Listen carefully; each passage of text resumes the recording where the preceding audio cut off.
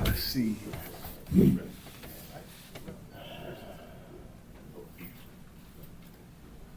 Okay. You got have one 5-minute goal. Is this a case of just stacking games, stacking wins, and see when you end up at the season's over? Yeah, like I said earlier, we can't control what anybody else is doing, so we have to control what we're doing as best as possible. And everybody else keeps winning that we're jockeying with, trying to get to that 6th spot. We have to keep winning too. And so, we're just finding a way. The first half wasn't pretty. It was a chess game going on because they didn't start Edie. And then every time we took Zoo out, they came in with him and Jaren Jackson or him and Huff. And they stayed big when we had our small lineup in. So I didn't want to tip my hand too early. So in the first half, I said, well, I'll just fill it out and keep seeing how they're attacking us with their 2 bigs. And then we just made a minor adjustment in the second half. We started Bogey instead of KD to stretch them out a little bit more because Jaren Jackson was guarding KD, and he was just staying in and clogging up the paint. And that just seemed to open things up for us offensively. Coach, with that lineup, with Bogey there, with the starting guys, got some real good success from that group. What did you guys see from them that made them so successful? Well, you can't, if KD is struggling, I mean, he shot the ball well from 3 tonight. He was 3 for 7. But, when they put a big like Jaren Jackson in the middle and kind of sag off of him, tonight our thing was inside out, and inside being whether we were throwing it in the Zoo or just piercing the paint with penetration. And Zoo, they were making it tough on him tonight. They were coming, they were fronting him, they were doubling, they were coming right away.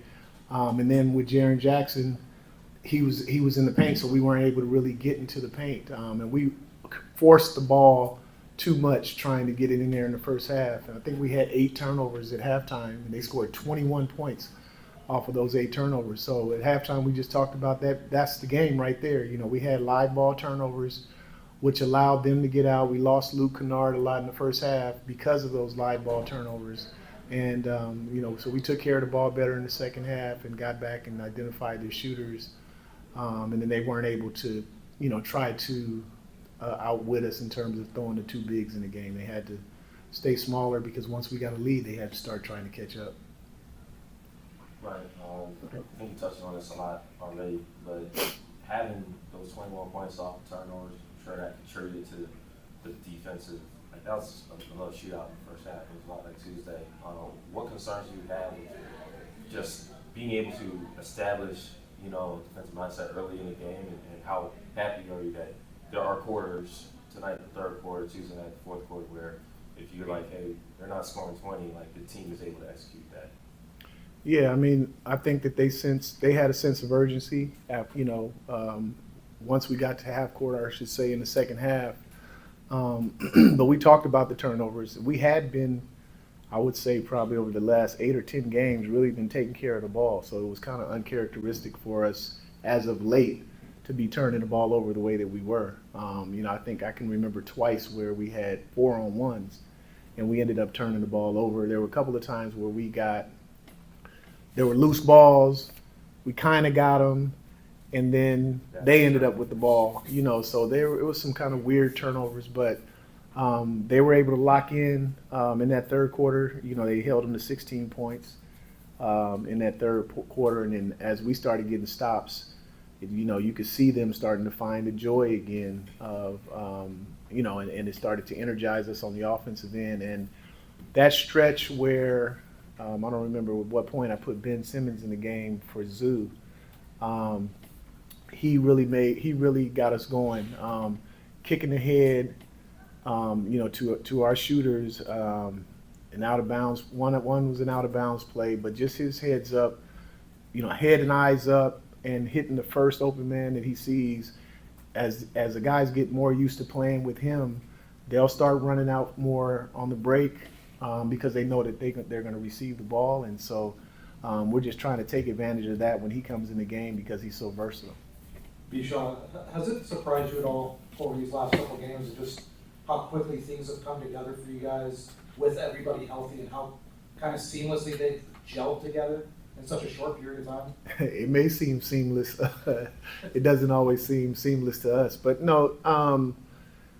I think that, I mean, we felt like we would be a team that the rest of the league wouldn't really think about, because especially starting out the season, Kawhi, however many games he missed to start the season, and then we just never had a full roster of healthy players, and so we always felt internally like we know what we're capable of, and it was just a matter of having everybody available, and the way that we're playing right now, everybody's sharing the ball, and we can throw a bunch of different combinations out there, and I think that teams aren't used to seeing us the way that we are right now, and so that's throwing them off a little bit, because there's combinations on the floor that haven't been on the floor at all for us this season.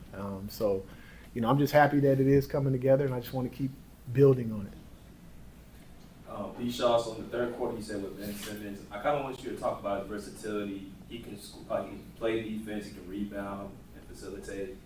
How important is that to be able to dominate a game without even having to really score a basket? Kind of talk about his impact in that aspect. Yeah, there's certain players that have been in the league. I grew up kind of like a big brother to Jason Kidd in Oakland, and he was a player that always, I remember him from CYO to, all the way up, impacted every game that he played in without having to score a point. So Ben can affect the game defensively. He can affect, because he can guard 1 through 5. He has a high basketball IQ.